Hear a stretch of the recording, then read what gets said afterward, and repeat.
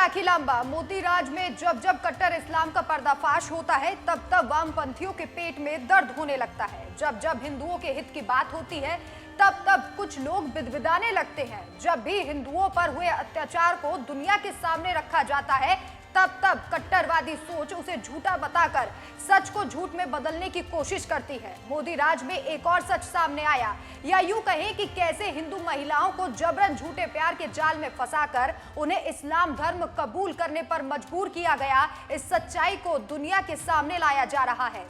आज हर कोई the Kerala story की चर्चा कर रहा है। ट्रेलर आने के बाद से ही किसी ने इसे कश्मीर फाइल्स से भी दमदार स्टोरी बताया, तो किसी ने कहा कि ये मोदी राज है इसलिए सिनेमा पर सच आ रहा है। केरला स्टोरी की चर्चा के बीच कर्नाटक में कांग्रेसी नेता बजरंग दल को बैन करने की बात कहते नजर आए। ऐसे में हिंदू संगठन बेहद गुस्से में है। सवाल ये है कि क्या केरला इस्लामिक स्टेट बनने की ओर अग्रसर था? सवाल इसलिए क्योंकि केरला स्टोरी के सामने आने के बाद वामपंथी दल बिदबिदाने लगे थे। शायद ये भूल गए थे कि गीदड़ शेर की खाल पहन भी ले तो भी दहाड़ नहीं सकता, भौंक ही सकता है। खैर, आज हम आपको एक ऐसा सच दिखाने जा रहे हैं जिसके बाद वामपंथियों के गले से खाना नहीं निगला जाएगा, क्योंकि ये बात एक कांग्रेसी नेता की है। जी हाँ, जहां एक तरफ विपक्षी नेता इस फिल्म का विरोध कर रहे हैं तो वहीं कांग्रेस के नेता इस पूरे सच से पहले ही वाकिफ थे, लेकिन ना जाने क्यों कुछ कर नहीं सके। अगर उसी वक्त समय रहते केरल के इस कांग्रेसी नेता ने एक्शन ले लिया होता तो शायद आज ये कहानी ना बनती और ना ही सुनाई जाती और ना ही उन मासूम लड़कियों की जिंदगी बर्बाद होती। जी हाँ, इस बात को कांग्रेस के पूर्व सीएम ने खुद कबूला है कि राज्यों को इस्लामिक स्टेट बनाने की कोशिश की गई। इसका वीडियो बीजेपी आईटी सेल के हेड अमित मालविया ने खुद ट्वीट के जरिए शेयर किया है। यह वीडियो वामपंथी नेता अच्युतानंदन का है, जो साल 2006 से 2011 तक केरल के सीएम रहे थे। 27 सेकंड का ये वीडियो 24 जुलाई 2010 का है, जब दिल्ली में पूर्व सीएम ने इस्लामिक कट्टरवाद प्लान का पर्दाफाश किया। इस वीडियो में वो 20 सालों में केरल को इस्लामी राज्य बनाने की साजिश का जिक्र करते हुए सुनाई दे रहे हैं। अच्युतानंदन ने इस बात को स्वीकारते हुए कहा, इस्लामी कट्टरपंथियों की योजना अगले 20 साल में केरल को मुस्लिम राज्य बनाने की है। इसके लिए वे युवाओं का माइंड वॉश कर रहे हैं, उन्हें पैसे दिए जा रहे हैं। मुस्लिम आबादी बढ़ाने के लिए युवाओं को हिंदू लड़कियों से शादी करने के लिए उकसाया जा रहा है। कम्युनिस्ट नेता ने बताया कि इस्लामी कट्टरपंथियों की तरकीबें काम भी आ रही हैं और राज्य में उनकी आबादी भी लगातार बढ़ती जा रही है। यह वीडियो खुद अमित मालविया ने ट्वीट किया कि साफ तौर पर उन्हें पता था कि केरल में कुछ गलत हो रहा है।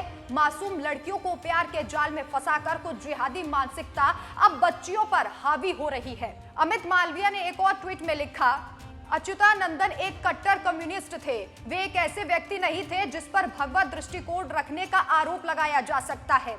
वही नहीं, केरल के कांग्रेसी मुख्यमंत्री ओमान चांडी ने भी विधानसभा में 2006 से 2012 के बीच 7,000 से अधिक धर्मांतरण को कबूला था।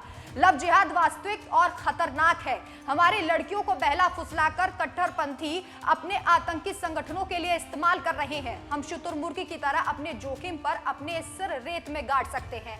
जितनी जल्दी हम सोचेंगे, ये हमें बाकी लोगों को भी अपनी चपेट में ले लेगा। केरल की कहानी इस बात की गंभीर याद दिलाती है कि अगर हमने भी कोई कार्रवाई नहीं की तो आगे इसका अंजाम अच्छा नहीं होगा। जब the Kashmir files film release हुई थी उस वक्त भी कई दलों ने सीना पीट पीट कर इस फिल्म को संघ की साजिश बताया था। फिल्मों से निकली सच्चाई देश में रह रहे कुछ लोगों की नींद हराम कर देती है। कोई फिल्म को संघ का एजेंडा बताता है तो किसी का कहना है कि ये पीएम मोदी की लोकसभा चुनाव की तैयारी है। लेकिन इन कुछ चंद बुद्धिजीवियों को कौन समझाए कि सच को झूठ के पर्दे में छुपाया नहीं जा सकता है, चाहे वो द कश्मीर फाइल्स हो या फिर द केरला स्टोरी। यह फिल्म टीजर के आने के बाद से ही विवादों में रही, क्योंकि टीजर से ही कट्टरवाद लोगों की कलई खुल गई थी। अब आपको बताते हैं कि पूरा विवाद क्या है। टीजर रिलीज होने के बाद मामला सुप्रीम कोर्ट तक जा पहुंचा था। याचिका में फिल्म पर रोक लगाने की मांग की गई। 2 मई को सुप्रीम कोर्ट ने द केरला स्टोरी के खिलाफ याचिकाओं पर सुनवाई से साफ इंकार किया। सुप्रीम कोर्ट ने कहा कि फिल्म को सेंसर बोर्ड से मंजूरी मिल चुकी है तो सुप्रीम कोर्ट मामले में दखल नहीं देगा। सुप्रीम कोर्ट ने कहा कि अगर फिल्म को चुनौती देनी है तो आप सभी सबूतों के साथ सही तरीके से चुनौती देनी होगी। फिल्म को लेकर केरल के मुख्यमंत्री पिनाराई विजयन ने आपत्ति जाहिर की।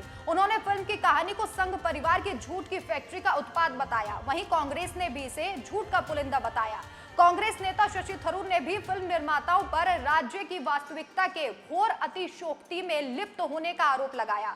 मुस्लिम लीग के साथ साथ शशि थरूर ने उस व्यक्ति को 1 करोड़ रुपए देने की इनाम की घोषणा की जो केरल में सबूत दे दे कि केरल में 32,000 महिलाओं का जबरन धर्मांतरण कराया गया है। फिल्म के निर्देशक सुदीप्ता सेन और निर्माता विपुल अमृतलाल शाह ने फिल्म की कहानी की सच्ची घटनाओं पर आधारित होने का दावा किया। विरोध किए जाने के बावजूद वे अपनी बात पर अभी तक कायम हैं।